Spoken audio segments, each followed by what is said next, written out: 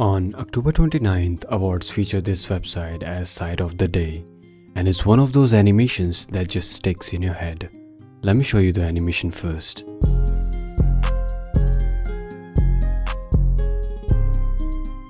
I get it. Right now your brain says, yeah, this is not simple, but that is not the case. What you are actually seeing are just few blocks scattered across the screen. Each block is acting like a window, showing a different part of the same video underneath. And this is how I rebuilt it using the same core logic.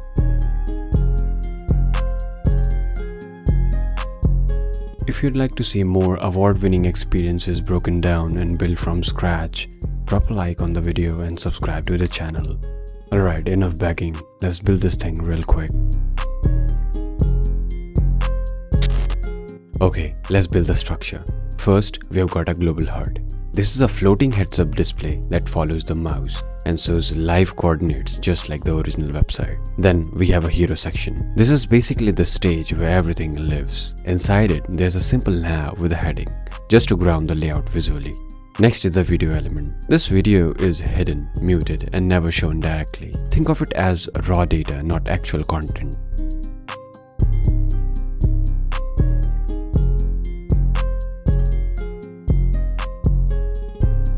On top of that, we place multiple mask containers. Each one has a canvas, which is where the video actually gets drawn.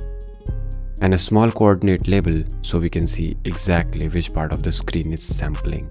And that's the entire structure. Now let's style this bad boy real quick before jumping into actual logic. I have already set up the basic styling, so let's just walk through what actually matters here. Hero section fills the entire screen and gets a subtle textured background so it doesn't feel flat. After that, nav is fixed at the top and centered, just to anchor the layout visually while everything moves underneath.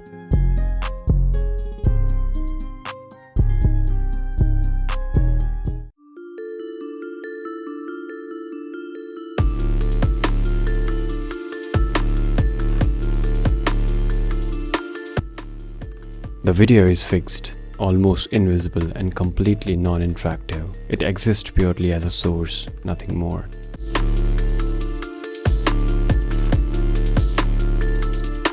Each mask container is also fixed positioned, with defined sizes, a border, and a grab cursor, so they immediately feel draggable.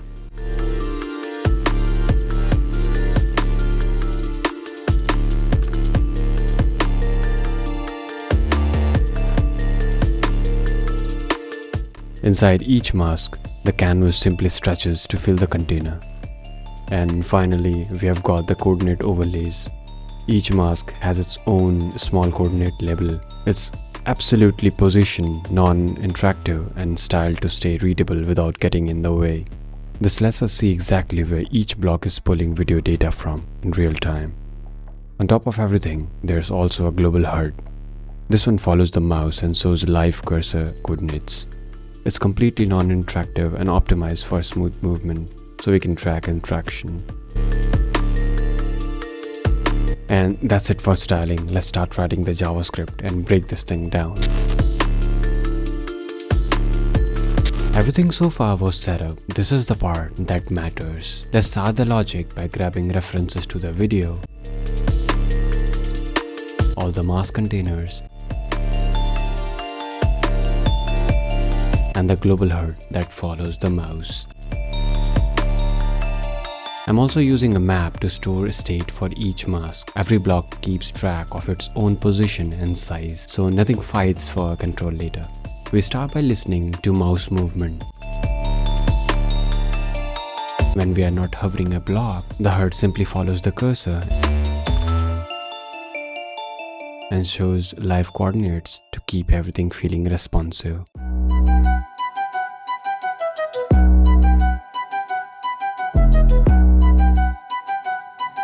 Each mask also updates its own coordinate label, so we can see exactly where it's pulling from.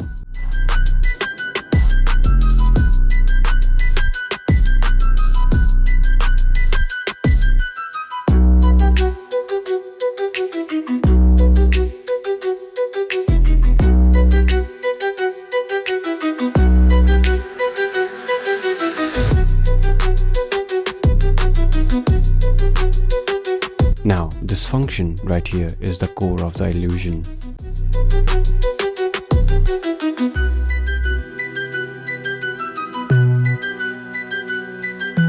This is where we calculate which part of the video each canvas should sample based on its position on the screen.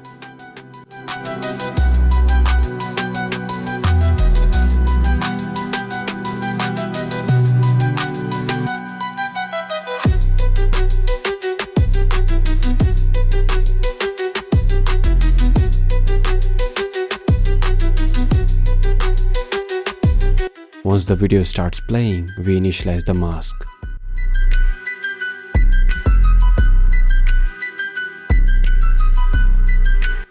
We read the original positions, store them as state, and lock them in place using transforms. Then we size each canvas to perfectly match its container, so there's no scaling weirdness later. Then comes the important part, the draw loop. On every frame, each canvas redraws a clipped portion of the same video based on where that block currently sits on the screen. And this is the trick, the video never moves. We are just changing which part of it each block is looking at. Finally, we add drag logic. As you grab a block and move it around, its position updates, and the canvas keeps sampling the correct slice of the video in real time. Once the video is ready and all logic is in place, we initialize everything and kick off the draw loop. So yeah, this is pretty much it. The logic is now completed. Let's see the final result in the browser. These effects look complex from the outside, but once you understand the idea behind them, everything starts to click. If this was useful, hit like and subscribe for more breakdowns like this. Alright fellas, peace out.